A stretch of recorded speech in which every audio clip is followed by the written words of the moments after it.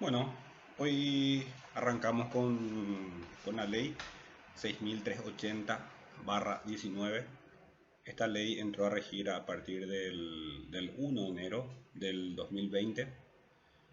Por eso es que sugiero que presten especial atención, no solamente en la unidad, porque esto vino a modificar en un 85, si no más, por ciento del sistema tributario nacional, sobre todo en lo que haga a los impuestos percibidos por el Ministerio de Hacienda, o sea, por la Subsecretaría de Estado de Tributación del Ministerio de Hacienda.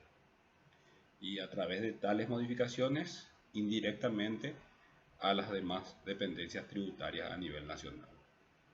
De ahí el título de la ley de modernización y simplificación del sistema tributario nacional. Vino a derogar muchos impuestos previstos originalmente en la ley 125, también en otros impuestos introducidos a partir de la ley 2421 del año 2004, y ahí es donde pido especial atención que al momento de estudiar, sea para el parcial, sea para el examen final, y por qué no para sus vidas profesionales, tengan mucho cuidado de no estar refiriéndose a un impuesto derogado por las consecuencias que eso puede implicar. Entonces, la ley 125 fue derogada en gran parte.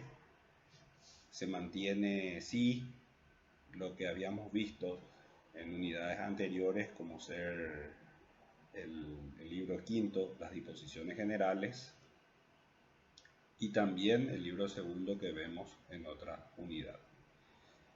Bueno, acá empezamos con el impuesto a las rentas previstos en el libro quinto de esta ley, y no podemos referirnos a los impuestos a las rentas sin antes entender el concepto de renta. Básicamente, ¿qué implica este término técnico de renta? Muchas veces decimos o escuchamos que una persona vive de renta, queriéndonos referir a alguien que opere en el rubro inmobiliario o a alguien que que tiene una cuenta corriente y que del dinero depositado en ella se le generan intereses, lo que pasamos a denominar como renta. Tanto el locador como el cuenta correntista constituyen tipos de rentas, porque para que se configure la renta, para que ésta resulte como tal en términos económicos, financieros o contables, se debe producir con cierta periodicidad. No tiene que ser una cuestión aislada, no puede ser una cuestión fortuita. Y otro elemento constitutivo de la renta también resulta que la fuente productora no se debe consumir, y de ser consumida se debe regenerar por sí sola. Entonces, el propietario de varios inmuebles que se dedica al arrendamiento de los mismos es un tipo de renta, porque quien arriende, el propietario que arriende, con cierta periodicidad, sea mensual, sea anual, sea el lapso temporal que fuere, va a estar percibiendo un ingreso, y ese ingreso no va a implicar el sacrificio de la fuente productora, porque el bien raíz, el inmueble, se va a mantener, inclusive por efecto de la plusvalía puede que valga un poco más, inclusive con el paso del tiempo, y no va a desaparecer. Mes a mes, a lo largo del tiempo, va a estar generando tal ingreso que va a constituir una ganancia para el propietario. Yéndonos al caso del cuenta correntista, el dinero depositado en una cuenta corriente, depositado a plazo, va a generar un interés también periódico. Y ese dinero no va a ser consumido, porque no va a desaparecer, no se va a deteriorar, no se va a devalorizar. Mientras esté en la cuenta, depositado en el banco, va a estar generando esa ganancia en favor de su titular. Entonces, ambos supuestos que damos como ejemplo constituyen casos de rentas. ¿Qué no constituiría renta? Cuando que bien puede resultar una ganancia, un ingreso efectivo, un rédito. Por ejemplo, lo que se pudo haber ganado en la lotería. ¿Quién asegura que el mes siguiente o que el año siguiente o alguna otra vez en la vida se va a repetir ese fenómeno? Puede que sí, pero nadie asegura. Por eso, ese tipo de ganancias, aclaramos, constituye un saldo positivo a favor de su titular, a favor del ganador del billete de lotería, pero no constituiría renta. O sea, puede constituir un ingreso, pero no va a estar grabado por este impuesto ni por ningún impuesto a la renta. Puede que sufra otro tipo de incidencia, pero no un gravamen a la renta, por la sencilla razón de que no constituiría una renta imponible. De hecho, no constituiría renta, constituiría una situación del azar, de lo fortuito. Y repito, puede que tenga otro tipo de incidencia. Podemos pensar en los impuestos a los juegos de azar, percibido por la CONASAR, pero no por la Subsecretaría de Estado de Tributación. Y de entre los tipos de impuestos a las rentas, porque el libro primero se refiere en plural, implica que hay más de un impuesto a la renta. Históricamente, y cuando me refiero históricamente, me remonto al año 1992, en que la ley 125 había sido puesta en vigencia. Había un solo gravamen a las rentas, lo que se conoció como el impuesto a las rentas a las actividades comerciales, industriales o de servicios, cuyas siglas, cuando aparecieron otros gravámenes a las rentas, pasó a denominarse IRASIS, para diferenciar de los otros impuestos a las rentas. Bueno, en su momento fue la única renta grabada en nuestro sistema tributario, que después aparecieron otros, como la renta al pequeño contribuyente, el IRAGRO, que grababa las actividades agropecuarias, la renta personal. Entonces de ahí nació la necesidad de distinguir un impuesto a la renta de otro. Bueno, este impuesto, de ahí el título de la ley, modernización y simplificación, cosa que reitero, conforme está proyectado, pasó a englobar varios tipos de rentas comprendidos en otros impuestos hoy derogados. Y así se puso en vigencia el impuesto a la renta empresarial, cuyas siglas resultan IRE.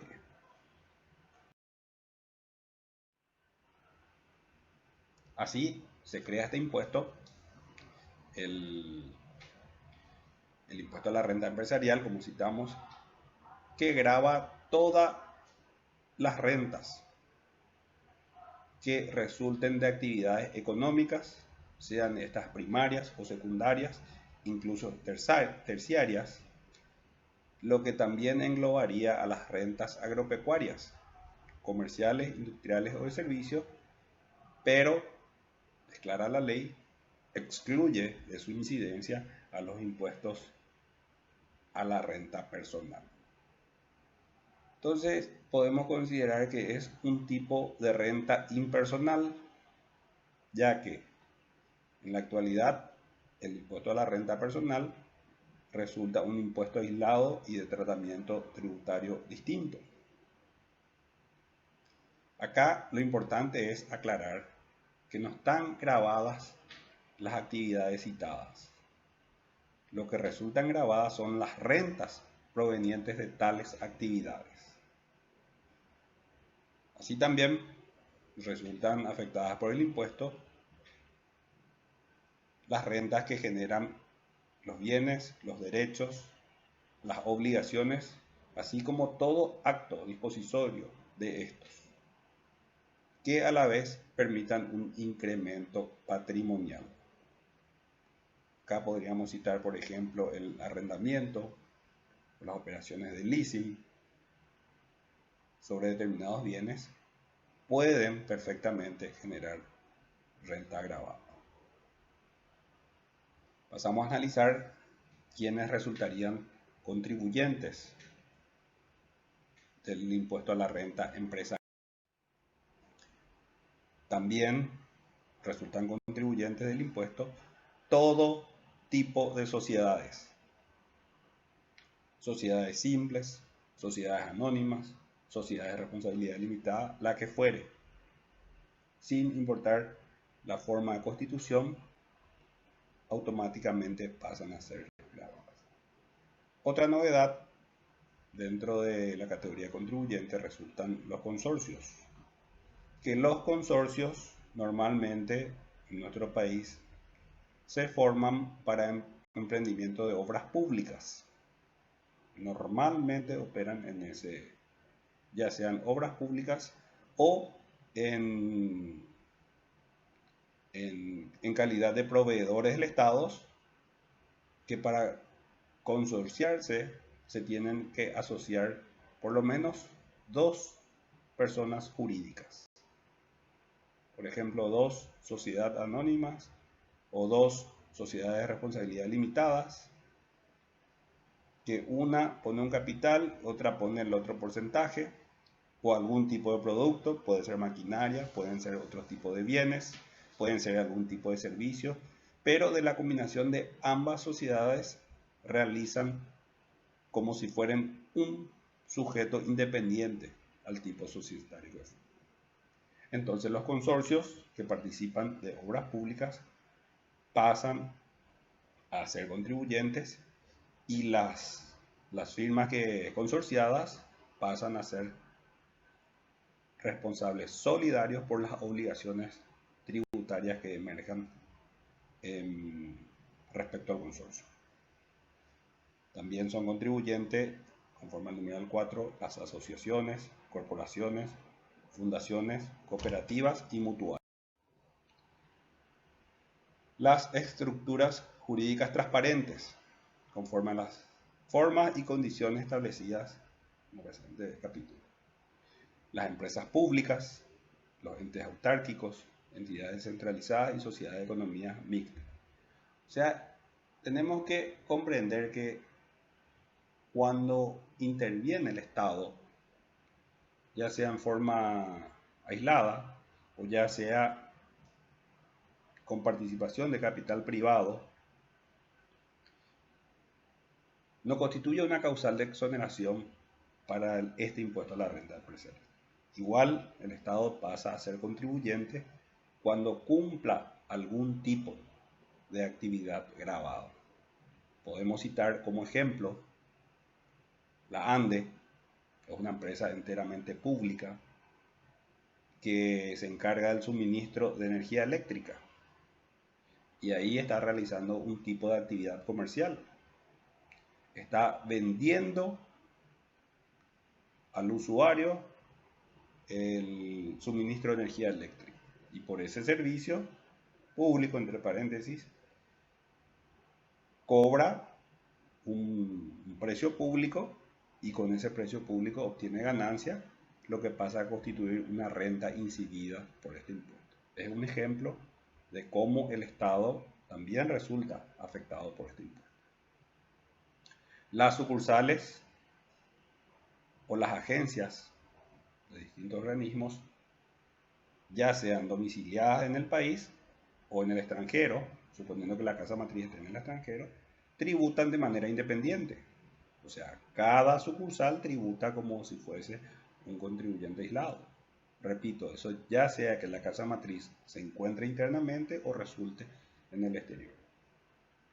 También las empresas privadas del tipo que fueren, previstas, no previstas anteriores, perdón,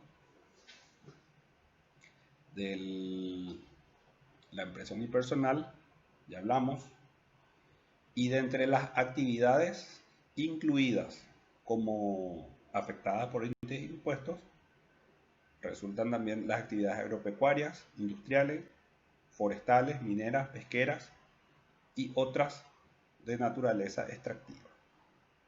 Compra-venta de bienes, no es otra cosa que la actividad comercial, el ejercicio del comercio, la cesión, uso, arrendamiento y subarrendamiento de bienes, las tercerizaciones, por ejemplo, las casas de empeño o de préstamos, la reparación de bienes en general, los talleres, transportes de bienes o de personas, estacionamiento de autovehículos, los servicios de vigilancias o de monitoreo o similares, los espectáculos públicos, discotecas o sus asimilables, restaurantes, hoteles, moteles, agencias de viajes, pompas fúnebres, actividades conexas, servicio de lavado, limpieza, teñido de prendas u otros bienes, peluquería y actividades conexas, publicidad, construcción, refacción, demolición, carpintería, plomería y electricidad. Todas estas actividades citadas en los numerales dentro del artículo citado pasan a ser actividades gravadas por este impuesto.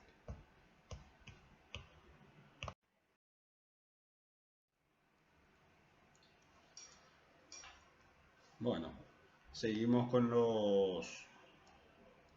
los residentes en el territorio nacional que sean personas jurídicas y demás entidades constituidas de acuerdo a la presente ley, o las personas jurídicas del exterior y demás entidades no constituidas de acuerdo a las leyes locales, sino que éstas pasan a ser consideradas como residentes locales a partir de la inscripción de las mismas en el registro público, que hecho a partir del cual se le pasa a considerar residente y por ende contribuyente de este impuesto. Fuente. El artículo sexto se refiere al criterio de fuente.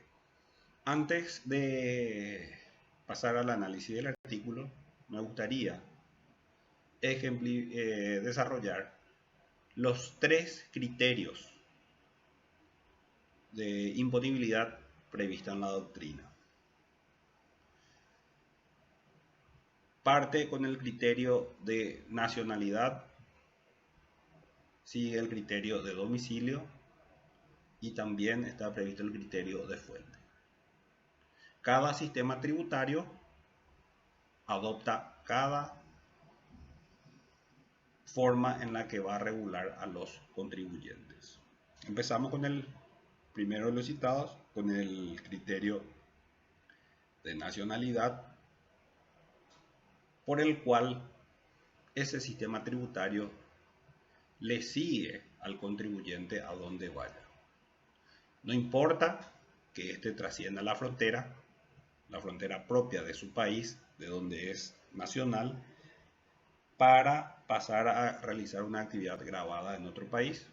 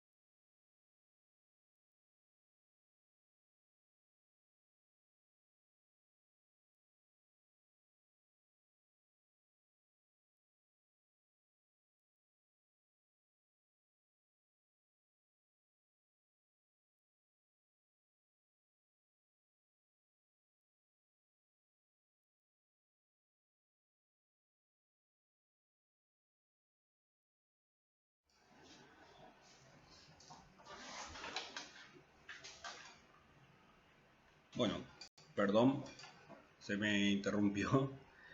Eh, Tuve problemas con la batería entre volver a conectar, reinstalar la máquina, volver a reanudar el archivo. Me obliga a empezar de nuevo. Quedamos en el criterio de la nacionalidad, que según este criterio, o sea, cuando el sistema tributario adopta este criterio, a esa soberanía fiscal no le importa dónde obtenga la renta ese contribuyente nacional, sino que dentro o fuera de su territorio, de su nacionalidad, opere, obtenga renta, va a estar obligado a tributar. Repito, no importa dónde realice la actividad grabada, sino que lo que importa es la nacionalidad que obtiene ese contribuyente, lo cual obliga a, a cumplir con sus obligaciones tributarias. Es así que esto es consecuencia de lo que los romanos concebieron como el ius sanguinis, donde el romano iba, era seguido por el derecho romano. Entonces los romanos iban a las colonias y no se regían por las leyes locales en dichas colonias, sino que aún estando fuera de Roma, se mantenían regidos por las leyes romanas. Bueno, el sistema de nacionalidad es exactamente lo mismo. Al igual que el criterio del domicilio. Saliendo del lado del criterio de nacionalidad, nos entramos al sistema del domicilio, por el cual no importa dónde el contribuyente obtenga la renta, sino que lo que importa es el lugar de su asiento, donde fija domicilio, porque puede estar operando en distintos puntos del mundo, pero si fija domicilio en un país que adopte ese criterio, va a estar obligado a tributar por el solo hecho de fijar domicilio en dicho país. Tanto el criterio de la nacionalidad como el criterio del domicilio son propios de países capitalistas. Los Estados Unidos, por ejemplo, Alemania, Japón, son soberanías fiscales que persiguen a sus contribuyentes a donde vayan. Porque, fíjense, casi todas las prendas de vestir, electrodomésticos, indumentarias y muchos otros elementos de uso diario resultan firmas provenientes de determinado país, pero nos fijamos en el atuendo y dice hecho en China, hecho en Taiwán, hecho en Tailandia, hecho en Vietnam, en distintos puntos del Asia.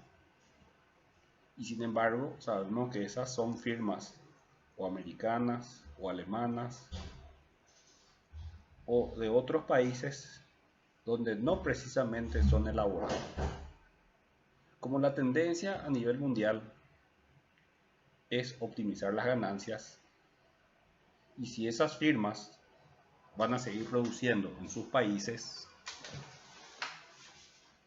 el salario al empleado es mucho más alto, el seguro social, el derecho a vacacionar, el seguro previsional, implican costos para la empresa, para la firma. Entonces la tendencia es salir de su país e ir a instalar la planta de producción en otros puntos. Y así es que encontramos prendas de Nike, de Adidas o automotivas, muchas firmas que no producen necesariamente en su país, buscando abaratar la producción. Bueno, tanto por el criterio de nacionalidad o por el criterio del domicilio, esos contribuyentes deben de tributar las ganancias que tengan aún en su país cuando se adopta el criterio de nacionalidad.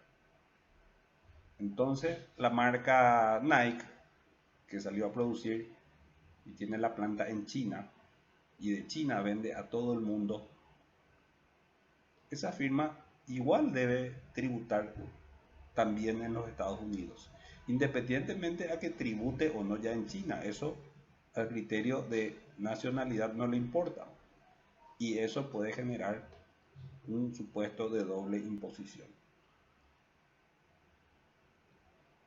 El criterio de nacionalidad ofrece cierto tratamiento impositivo a los locales, como es el caso de Panamá. Panamá, sepan ustedes que es un punto de tránsito marítimo estratégico. Permite pasar del Océano Pacífico al Atlántico en muy pocos tiempos por el Canal de Panamá. Pero tienen preferencia en el tráfico los buques de bandera panameña y también tienen otro tratamiento impositivo. Esa sola situación hace que firmas navieras de todo el mundo fijen domicilio en Panamá. Entonces puede ser un capital ruso, puede ser un capital japonés, puede ser una empresa finlandesa, de distintos puntos del mundo, pero van y constituyen domicilio en Panamá, aunque ni siquiera tengan la casa central ahí. ¿A qué efecto? Al efecto de tener esa preferencia de trato tanto en la navegación como en la imposición, tras haber fijado domicilio en la localidad en algún punto de Panamá. Bueno, y por último tenemos el criterio de fuente, que el criterio de fuente o al criterio de fuente no le importa de qué nacionalidad sea ni dónde esté domiciliado el contribuyente. Al criterio de fuente lo que toma en cuenta es dónde obtiene la ganancia. Entonces, si la ganancia es obtenida en territorio paraguayo, independientemente de que sea un extranjero o que constituya domicilio en otro punto del mundo, el solo hecho de obtener la renta dentro del territorio paraguayo, intereses, comisiones, rendimientos, ganancias de capitales depositados en entidades bancarias o financieras públicas o privadas en el exterior, así como las diferencias de cambio y los dividendos de utilidades netas obtenidos en carácter de socio o accionista de entidades del exterior, cuando la entidad inversora o beneficiaria resida o sea constituida fuera del país. También se engloba dentro de este criterio las operaciones de seguros y reaseguros que cubran riesgos dentro del territorio nacional o que afecten a personas que al momento de la suscripción del contrato residían en el país. Las operaciones de transporte internacional de bienes o personas, excluidas aquellas que tengan origen y destino en otro país o jurisdicción. Es así que el flete internacional se mantiene aún exento porque fue un tema de mucha discusión y también se buscó su incidencia por este impuesto. Las operaciones con instrumentos financieros derivados cuando la entidad inversora o beneficiaria esté constituida o radicada en el país. También se consideran de fuente paraguaya las rentas obtenidas de la realización de actividades en el exterior no comprendidas los numerales precedentes por parte de los contribuyentes de este impuesto, salvo que por las mismas el contribuyente haya pagado en el exterior un impuesto a la renta, que no importa la denominación. Y acá viene el punto que se contrapone un poco al criterio de fuente, porque por más que la renta, la actividad grabada se realice fuera del país, Si no tributó en el extranjero, debe tributar este impuesto. Entonces, quien obtuvo tal renta, repito, fuera del país, debe demostrar que tributó un impuesto similar a este. Y ahí pone como condicionante la propia ley, que tuvo que haber sido una tasa igual o superior. Lo que pareciera ser, y esto es objeto de reglamentación, que si tributó una tasa menor a la que corresponde pagar acá en Paraguay, implicaría que debe tributar por la diferencia faltante. Hace esa aclaración de que si tributó en el extranjero no correspondería a su incidencia localmente, a fin de evitar una doble imposición. Una forma elegante pareciera dar un toque de un viso de legalidad a algo que no sé qué tan correcto pudiera ser doctrinariamente, porque si se adopta el criterio de fuente y se está grabando renta obtenida en el extranjero, trasciende al criterio adoptado por la ley 6380. Trasciende, amplía, porque pasa más allá de la jurisdicción fronteriza de una ley local. Bueno, eso podría ser un tema de monografía, un tema de investigación que va a quedar flotando para su momento. Bueno, el nacimiento de la obligación tributaria. ¿A partir de cuándo es exigible este impuesto? Y como es un impuesto de liquidación anual, la obligación surge al cierre del ejercicio fiscal que coincide con el año civil. Es decir, comprende toda la renta obtenida entre el 1 de enero y el 31 de diciembre. Toda la renta que obtuvo esta unipersonal entre tales fechas, repito, el 1 de enero y el 31 de diciembre, debe ser tributado, pero en el siguiente ejercicio fiscal. Vamos a un ejemplo rápido. El ejercicio fiscal 2020, porque esto a partir de este año está vigente, va a comprender la renta obtenida entre el 1 de enero y el 31 de diciembre del 2020. Terminó el año civil, se cumplió el cierre del ejercicio fiscal. Y esto va a tener que ser tributado en el 2021, o sea, dentro del primer cuatrimestre. Y acá la administración tiene la disponibilidad de que por vía de la reglamentación variar ese periodo de cierre o de vencimiento de acuerdo al tipo de actividad o la naturaleza de la misma. Sobre todo en el tema de la producción agrícola, que tiene periodos variados, no necesariamente coincide con el cierre del ejercicio fiscal, sino que el periodo de cosecha o de auge en la exportación se da dependiendo del producto en otras fechas, y por ende la administración tributaria tiene la potestad de variar esos periodos dentro de los cuales el contribuyente deberá tributar.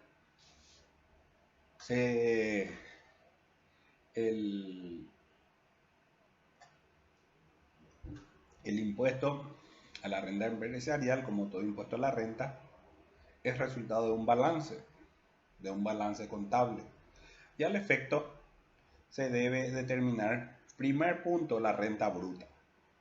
¿Qué implica el término renta bruta? Es toda la renta que obtuvo el contribuyente a lo largo del año. A esto no se le descuenta aún nada.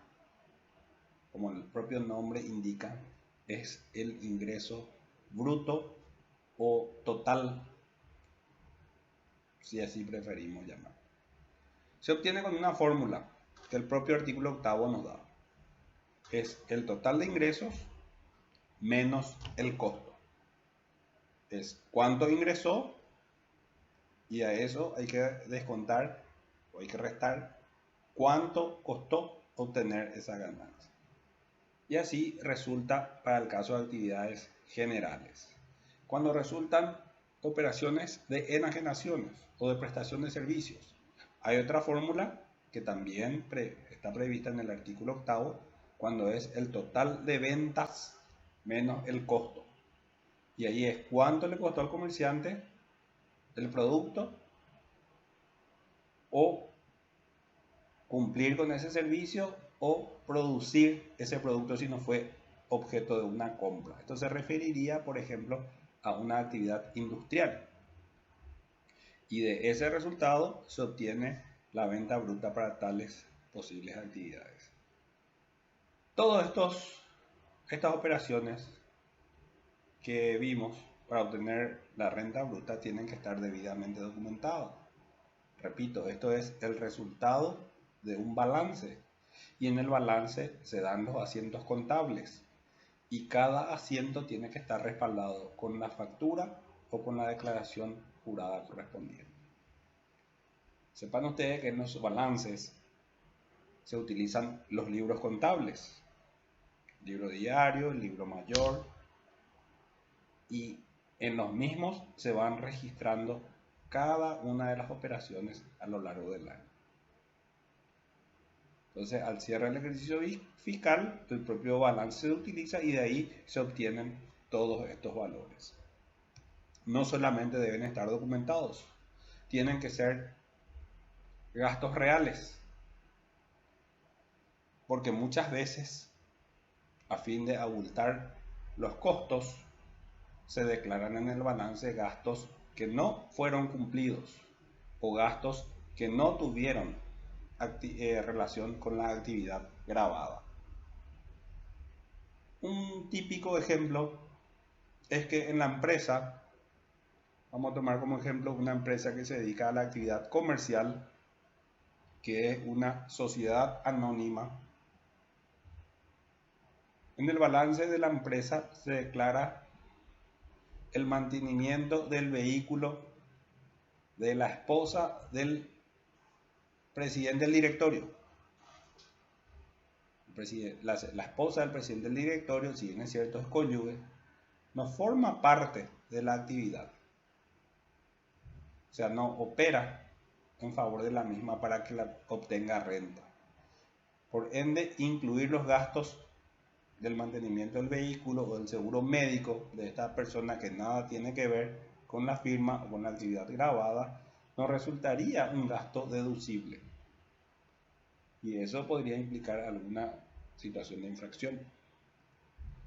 Aparte de estar documentada, aparte de ser real, tiene que ser a precio de mercado.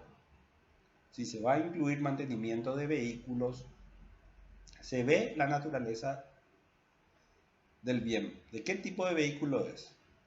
No sé, lo que no se podría hacer en ese caso es inflar el precio. Siendo un vehículo de gama media que tenga un mantenimiento de 10 millones mensuales, cuando que esa suma no resultaría acorde al tipo del bien por el cual fue invertido.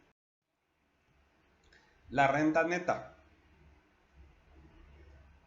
La renta neta se obtiene descontando de la renta bruta, o sea, de ese número abultado que se obtuvo. Se descuentan otros valores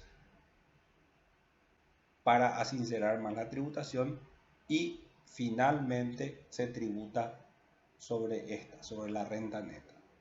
La tasa aplicada en los impuestos a las rentas no son aplicables sobre las rentas brutas, sino que en todos los casos se debe respetar y se debe aplicar la renta neta determinada o en su caso la renta presunta.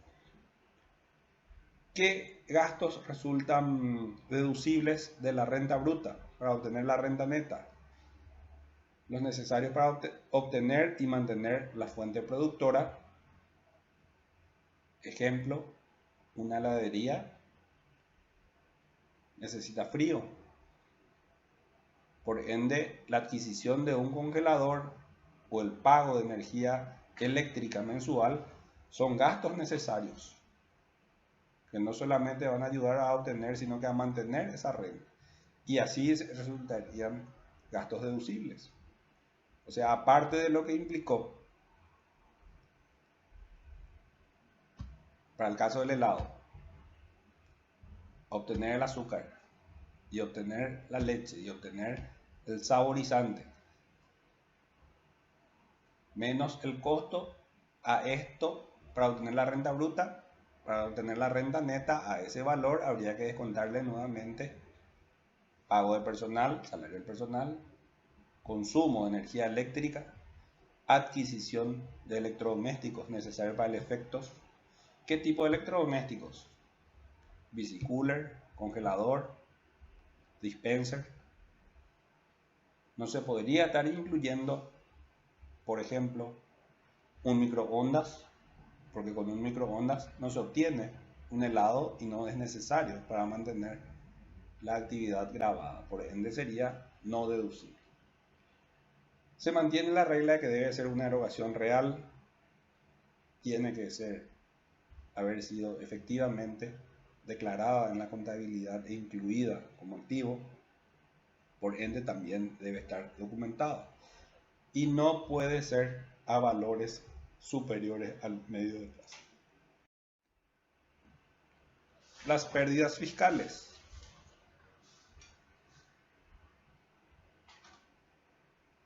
¿Qué implican las pérdidas fiscales? Llega el cierre del ejercicio fiscal, terminó el año fiscal y ese balance da un saldo negativo. En vez de que la empresa haya obtenido ganancias, ese número negativo implica que hubo pérdidas. Como este año es un fuerte candidato a que, comercialmente hablando, se generen grandes pérdidas por la situación que nos tocó vivir y que posiblemente nos vaya a tocar vivir financiera o comercialmente hablando.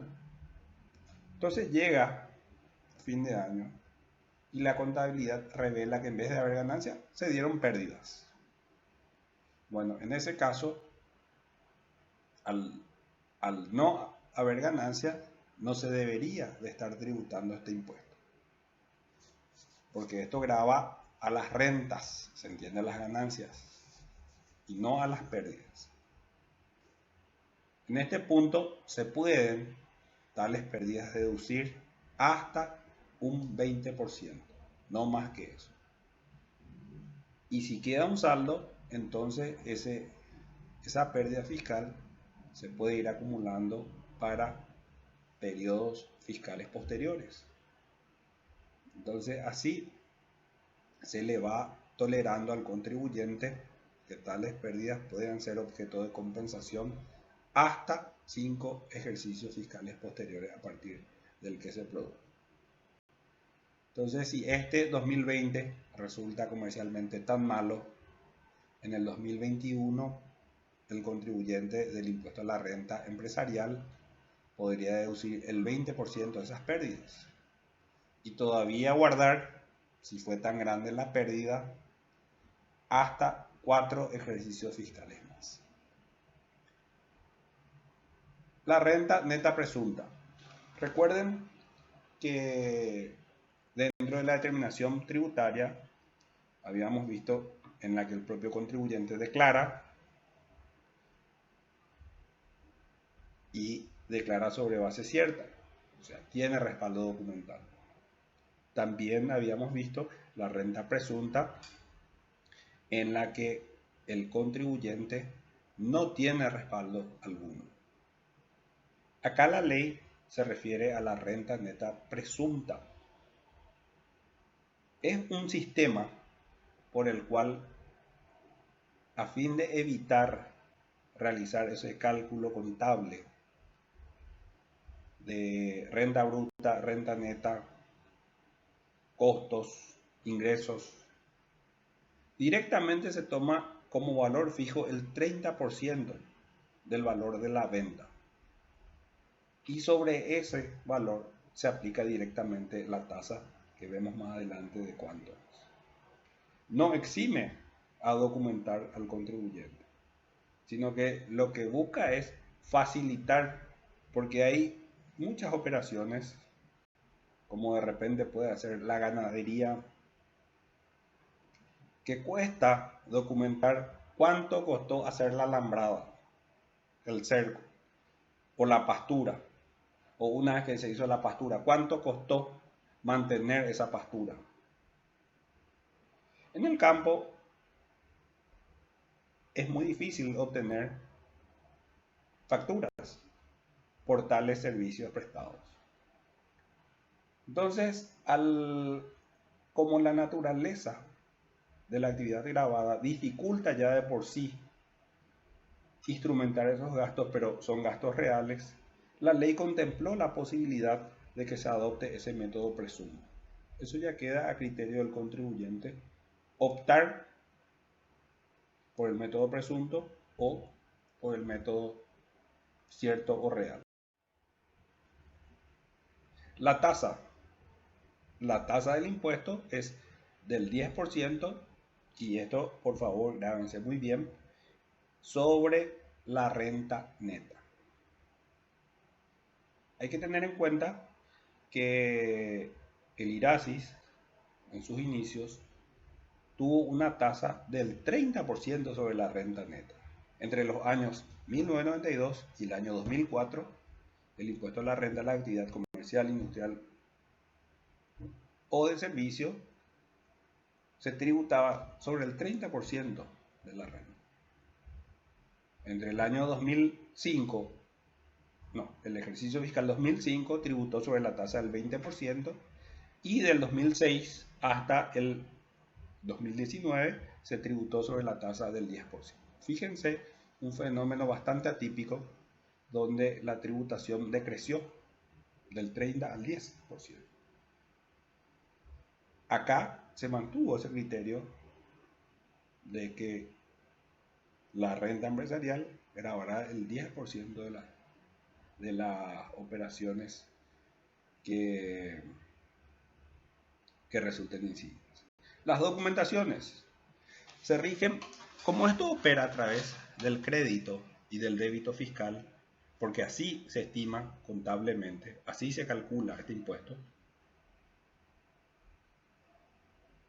Entonces, la documentación debe ser regida enteramente por las disposiciones reglamentarias previstas para el caso concreto del IVA. Estas documentaciones contables deben ser conservadas por el contribuyente hasta el periodo de prescripción. ¿Cuál era ese periodo de prescripción?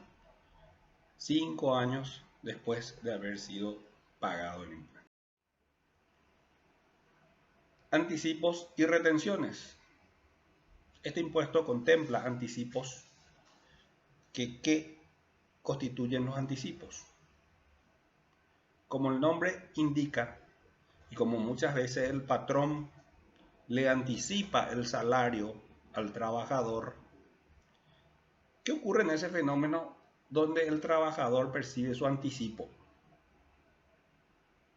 En la quincena del mes, el patrón le adelanta un porcentaje de su salario.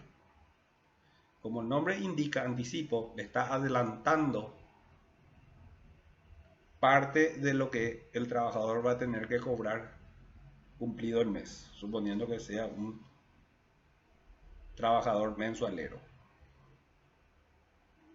Se cumple el periodo del mes, llega la fecha del pago de salarios, y el patrón lo que hace es le paga la diferencia y le descuenta lo que ya le había anticipado. El fisco realiza exactamente la misma operación. Le exige al contribuyente de este impuesto que pague por adelantado lo que al cierre del ejercicio fiscal le va a deber. Se establecen varios anticipos durante el mes, durante el ejercicio fiscal. O sea, en el año se pagan 4 anticipos.